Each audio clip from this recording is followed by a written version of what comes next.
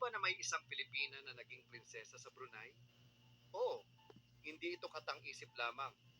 Ang kwento ni Ayan Munji, isang mga awit na mula sa Pilipinas, ay isang patunay na ang buhay ay puno ng mga hindi inaasahang twists at turns.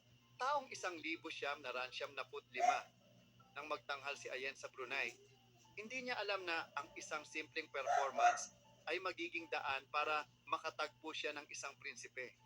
At hindi lamang ito basta prinsipe, kundi si Jeffrey Bolkiah, ang kapatid ng Sultan ng Brunei at may yaman na aabot sa 1,2 bilyong dolyar. Hindi pa ito natatapos doon. Naging ikaapat na asawa siya ni Jeffrey at ganap na naging prinsesa sa Brunei. Ngunit sa kabila ng marangyang buhay, ang pagiging prinsesa ay hindi pala tulad ng iniisip ng iba. Sobrang ganda ng lahat sa labas, gaya ng magagarang sasakyan, palasyo, alahas, mga mamahaling damit at sapatos, at mga kasambahay na palaging handang magsilbi. Para sa iba, ito na ang buhay na pinapangarap. Pero si Ayen, sa kabila ng lahat ng mga material na bagay, ay tila hindi niya naramdaman ang tunay na kaligayahan.